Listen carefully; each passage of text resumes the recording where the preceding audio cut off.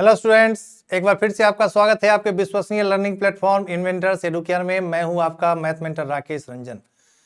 हम लोगों ने पिछले लेक्चर में नंबर्स के बारे में पढ़ा था और लास्ट में हम लोगों ने इस चीज को देखा था कि किसी नंबर को जीरो से क्यों नहीं डिवाइड कर सकते हैं।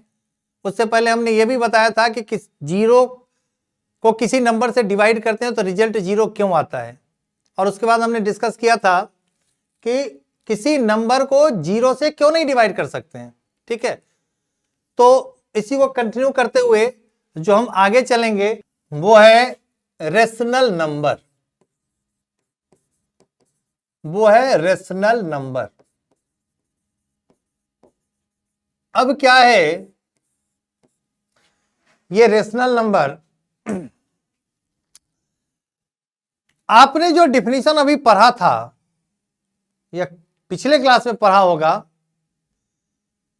कि number in the form of P by Q, the number in the form of P by Q where P and Q are integers and Q not equals to zero are rational numbers. यानी कि जो definition part था, the number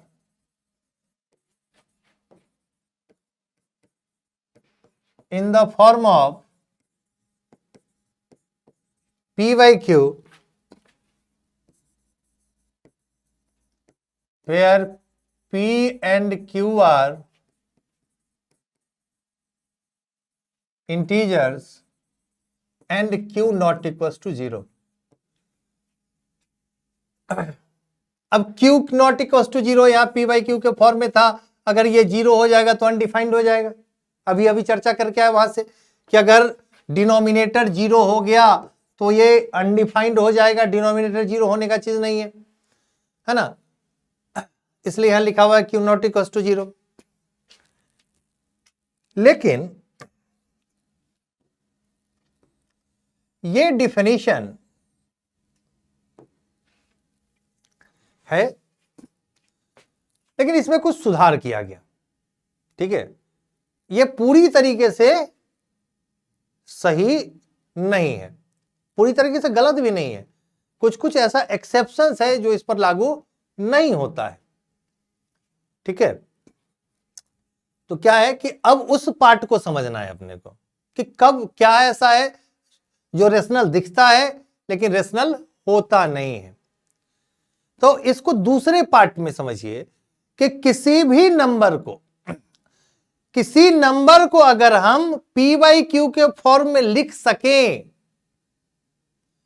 किसी number को अगर हम लोग p by Q के फॉर्म में लिख सकें तभी वो नंबर रेशनल है, तभी वो रेशनल नंबर होगा। ठीक है, जब हम किसी नंबर को p बाई क्यू के फॉर्म में लिख सके तभी वो रेशनल नंबर होगा। ठीक है, if a number can be written in the form of p by q, in the form of p by q where q not equals to zero is a rational number। अब ऐसा क्यों किया गया, ऐसा क्या है इसमें, ऐसे लिखने का क्या मतलब है? तो इस पर सवाल आएगा, इस प्रॉपर्टी पर कुछ सवाल आएंगे जो थोड़ी देर बाद हम लोग डिस्कस करेंगे। फिलहाल इस थ्योरेटिकल पार्ट पर ही हम लोग फोकस करते हैं। अब देखिए डेसिमल अब कैसा होगा कि हम लोग लिख ना पाएंगे। तो दो बातें हैं। आप देखिए कि डेसिमल आपने देखा है, डेसिमल का दो पार्ट होता है। डेसिमल का दो पार्ट होता है। यहां दो पार्ट जो होता है, एक होता है टर्मिनेटिंग डेसिमल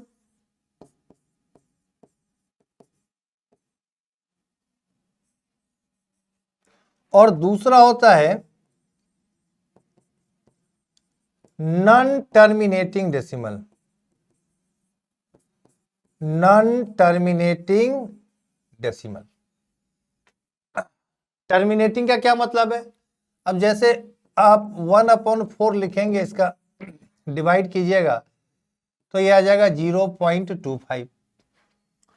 1/8 करेंगे तो ये आ जाएगा 0.125।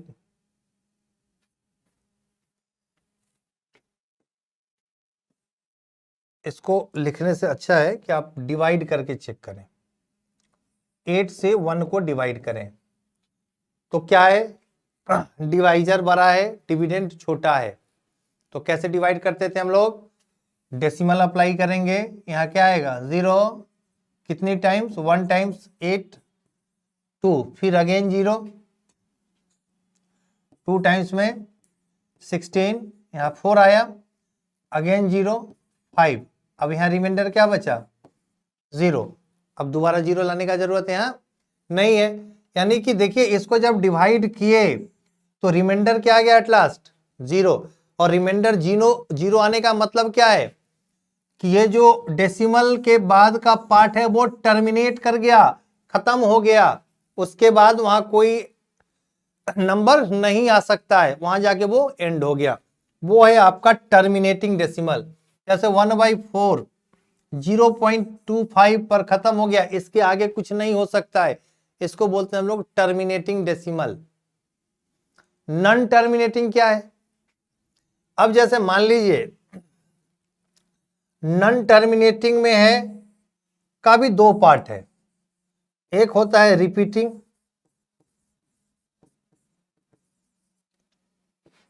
और दूसरा होता है नॉन रिपीटिंग।